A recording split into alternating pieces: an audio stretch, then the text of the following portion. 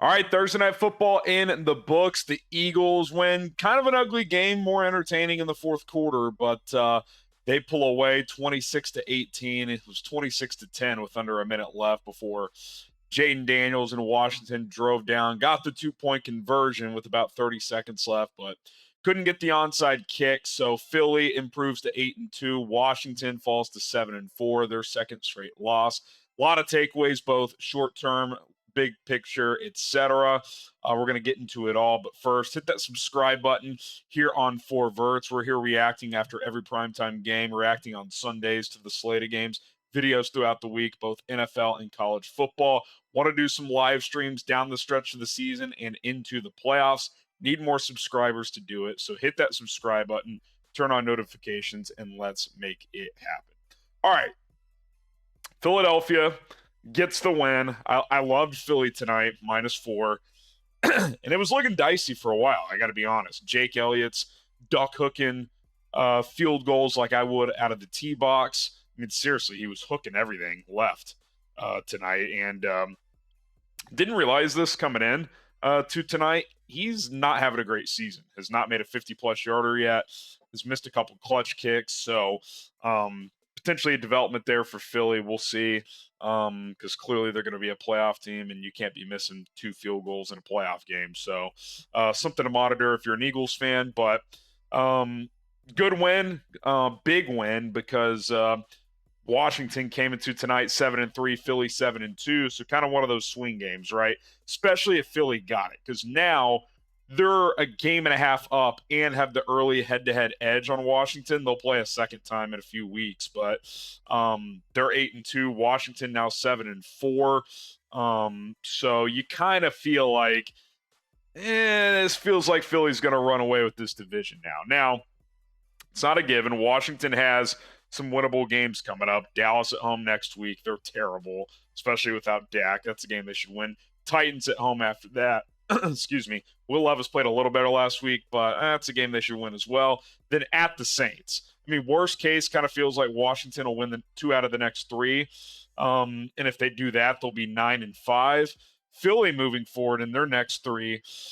Excuse me. At the Rams, at the Ravens, Carolina at home. So if you're Philadelphia, split these next 2 road games, win the Panthers game, and you're in a good position as well. Big game against the Steelers after that, and then you go to Washington on December 22nd before finishing with Dallas and the Giants at home. So a couple tougher games coming up for Philadelphia, but you got the Panthers still, you got the Cowboys and Giants still. So Philly in a really good spot. I think their floor is probably 11-6, but 12-13 wins very much on the table, even though I still think they're a flawed team. This kicker thing, Sirianni, big spots. Do you trust him to make the right decisions? But I'll say this. They have 2 really good coordinators, Kellen Moore running the offense. Vic Fangio's got that defense playing really well. Quinyon Mitchell's a stud. He's already a lockdown corner. Cooper DeJean's playing well. Got called for one of the most ridiculous pass interference calls all night. Jalen Carter's gotten better week by week. So that defense is playing really well. And listen, Jalen Hurts can be kind of spotty throwing the football at times, but you know what? With the weaponry they have, and with this guy running the football, Saquon Barkley, who looks like an MVP candidate right now, $146, 2 touchdowns, 2 long touchdown runs in the fourth quarter to put this game on ice. And he has over 1,100 yards and 8 touchdowns this year. And they threw out a stat. He's been tackled at the 1 or 2 yard line a bunch this year.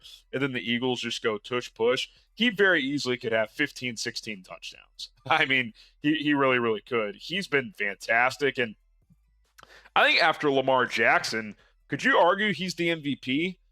I mean, Jared Goff threw 5 picks last week, so it feels like he slipped a little bit. Derrick Henry's been awesome, but I don't know if you're going to have the top 2 MVP candidates on the same team. I think it's Lamar 1, Saquon 2, and then if the Bengals can win a little bit more, Burrow would be in the mix as well. But the impact Saquon has had on this team, tonight's a great example. He was kind of averaging 3.5, 4 yards per carry most of the night, but you just keep sticking with it, keep handing him the ball. Eventually that offensive line wears down the opponent, and Barkley runs wild. Just gets loose, springs a couple runs, and all of a sudden you look up, he's got 25 plus carries for $150. I mein, he's really, really good right now. Probably having the best year of his career. Had a 43-yard catch in this game as well. I watched that game tonight, and do I think Philly's a Super Bowl contender? It's hard for me to get there. I still think Detroit's more complete, but in the NFC right now, they're probably the second best team. In terms of raw talent, they are extremely talented. They really, really are. The two questions are this. One, is the head coach going to do something stupid in a big game? Even if I'm someone who rags on Sirianni a little much, I think that's a fair question. And two, is Jalen Hurts good enough? Obviously, the year they went to the Super Bowl, he played at a very, very high level. And this year, he's playing pretty well. I don't think he's playing as good as he did that year, but he's certainly playing better than he did last year, which is a good sign. And now that they have Saquon, kind of the equalizer, kind of like the same impact with Derrick Henry in Baltimore. Derrick Henry has just elevated the floor of that offense. If Lamar in a playoff game is struggling a bit, just hand the ball to Henry. He's a guy you can lean on. Now, obviously, eventually, these quarterbacks will have to make plays in big spots, but you don't have to drop back 40 times if you're the Eagles. You don't have to drop Lamar back 40 times in a playoff game if you're Todd Monken, like he tried to against Kansas City last year in the AFC Championship game. So, really nice win for Philadelphia. Do you guys think the NFC East is over? Y for yes, N for no? I guess I can't say quite yet. They do play again, and Washington has a couple of layups coming up, but I just like the way that Philly's trending right now. 6 straight wins, 8-2. Again, I don't think they're quite to the level that they were the year they won the Super Bowl, but they've got the ingredients, they've got the talent. They're going to be tough to beat, especially if Barkley's running like this. Let's talk about Washington a little bit. Jayden Daniels cooling off a bit, and that's okay. He's a rookie quarterback. He was gonna cool down at some point. I mean, he was completing like 76% of his throws through the first 6 games or whatever. I mean, he was gonna cool off. 22 of 32 tonight. A lot of that damage on the final drive when the game's essentially over. Got about 70 of his yards there. Threw that touchdown to Zach Ertz. Zach Ertz anytime touchdown. I had it plus 290. Threw a bad pick in the fourth quarter, which kind of ended the game. Also, I got to rag on Dan Quinn a little bit. They're down 12-10. Points are at a premium. Jake Elliott's shanking field goals left and right. And 2nd and 1, they get stuffed. 3rd and 1, they get stuffed. Hey, no problem. It happens. But it's now 4th and 2, 4th and 2.5. Like you've gone backwards. Kick the field goal and go up 13-12. I think there were like 7 minutes left at the time or something. 8 minutes. I can't even remember now. And what happens? Philly goes like 4 plays and scores and makes it a 19-10 game. And you're just like, well, that's the game. You can't do that. In that game, in analytics, it's not a high-scoring back-and-forth game. You're down 2 in a knuckle fight in the division when taking the lead is critical, because if you force Philly to kick a field goal, the guy may not make it. Now, they didn't hold him to a field goal. They ended up scoring 2 more touchdowns. But at that time, you can't predict that. And if you take a 13-12 lead, the pressure is much higher. Does Saquon get loose on those runs? Are they running the ball in that situation? I don't know. I thought that was a really bad decision. But as far as Daniels goes, I thought Herbstreit said it well tonight. He looked like a rookie tonight. And that's fine. He's not going to play flawless all year. He's still been awesome this year. He's still the favorite to win Rookie of the Year. I am keeping an eye on Cliff Kingsbury. Historically, his offenses are awesome in September and October, and they teeter off in November and December. Well, the last 2 weeks, they've been very average at best offensively. So something to monitor. Teams tend to adjust, and I think teams have adjusted, and they've adjusted to Daniels. One thing teams aren't letting them do? They're not letting them run.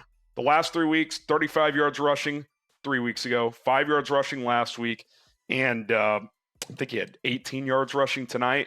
So they're not letting them do that. And, if you make him a straight drop back passer, he's not going to be flawless right now at this point in his career. And that's okay. He's still been great this year. But I think Washington is going to have to find an adjustment. They're going to have to find a way to get him on the perimeter, still utilize his legs, stick to the run game. I thought they got a little too much away from that tonight. And there was just some weird stuff down the stretch. Like, you're down 16, and yeah, you probably don't really have much of a chance, but you get inside the 20 with like a minute left. Why are you running wide receiver screens where the guy gets tackled in bounds? Cliff, sidelines, end zone. You got to score, you got to get a two, and you got to have some time left in case you get the onside kick, which they didn't. But instead of having like 28 seconds left or whatever, how about you have a minute left and you at least have a chance if you do get that onside kick? So just some weird stuff. Didn't think it was a great night from Cliff. I'm not saying their offense is going to fall off a cliff, pun intended, but we have seen this before with this coach. So something to keep an eye on. Daniels' last 3 games, accuracy has certainly dipped, but still taking care of the ball for the most part. Definitely not worried about him or anything like that. But listen, he's fallen back down to earth, right? It happens. You're kind of seeing it with CJ Stroud this year. Stroud never really had those rookie moments last year after the first couple of games. Well, this year at times he's kind of looked like a rookie. Like, these young quarterbacks, teams adjust, they figure out what you're good at, and now you got to counter adjust, and that's life in the NFL. Jeez, my voice is really struggling tonight. All right, so Philly 8-2, Washington 7-4. I think the Commanders just gotta, you gotta take this game by game. You're not out of the division. You're certainly not out of the wild card hunt. Go take care of business against Dallas and Tennessee at home the next 2 games. 2 games you should be favored in. Should take care of business. You do that, you're 9-4. I mean, you're in a hell of a spot. You're still having a hell of a season right now, considering what the expectations were. So, don't think Commanders fans should be freaking out. Philly fans, down 10-6 entering the 4th, but stayed with it, stuck with Barkley, and he paid you off. And might be an MVP candidate, which running backs don't really have a chance to win those anymore, but it's kind of been the year of the running backs. So good for him, good for Derrick Henry, good for some of these guys. Brian Robinson, good player as well. All right, that's going to do it for 4 Verts.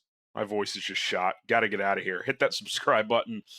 Show some love for the vocal cords. They're really battling through here. My name is Harrison Graham. We'll have more videos, of course. NFL Sunday coming up. College football Saturday coming up. A lot of stuff to dive into. Hit that sub button. See you guys soon.